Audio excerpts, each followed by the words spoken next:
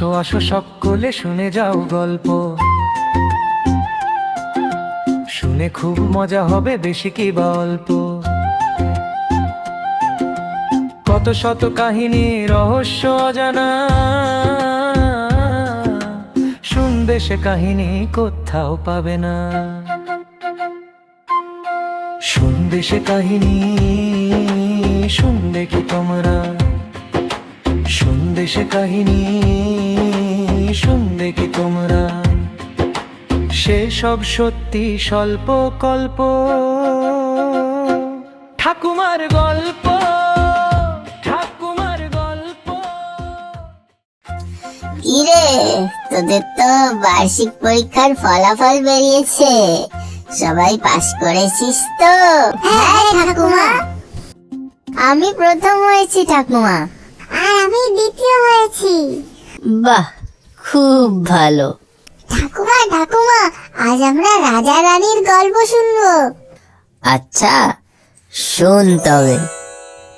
বহু বছর আগে কালো পাহাড়ি নামের এক গ্রাম ছিল। সেই গ্রামে বাস করত বিক্রম নামের এক রাখাল বালক। বিক্রমের বাবা মা নেই, ও অনাথ। ওর প্রতিবেশীরাই ওর দেখাশোনা করে। একদিন বিক্রম দুপুরবেলা গ্রামের উত্তরের জঙ্গলে যায় জ্বালানি আনতে। কিছু দূর যেতেই ও দেখে বগরা ডাকাতের দলের লোকরা একটি ছেলেকে বন্দি করে নিয়ে যাচ্ছে। বিক্রম দেখল সেই ছেলেটির গায়ে রাজকীয় পোশাক। বিক্রম বলল, আরে, ওই ছেলেটাকে তো আমাদের রাজকুমারের মতো মনে হচ্ছে, কিন্তু রাজকুমার তো সৈন্য ছাড়া আসবেন না। এমন সময় রাজকুমারের ঘোড়াটিকে দ্রুত বেগে আসতে দেখে বিক্রম বুঝতে পারে ইনি স্বয়ং রাজকুমার চন্দন সিংহ।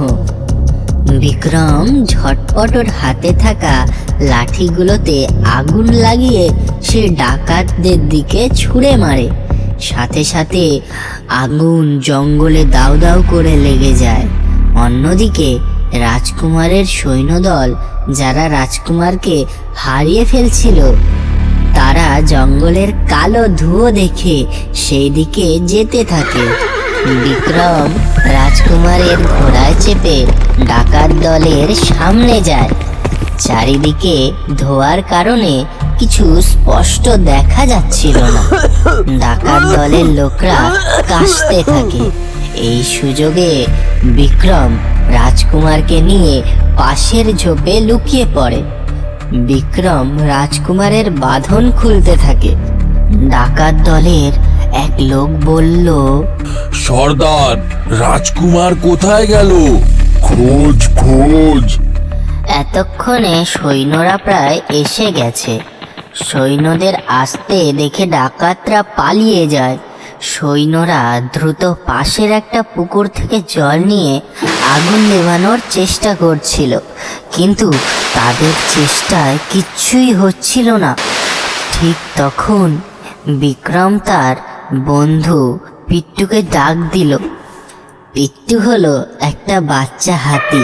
পিট্টু তার পরিবারের বাকি সদস্যদের নিয়ে এলো। হাতিগুলো নিজের সুরের সাহায্যে জল ভরে জঙ্গলের সেই আগুন জল ঢেলে নিভিয়ে দিল।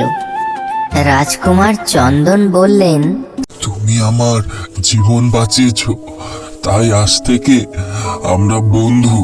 ঠিক আছে।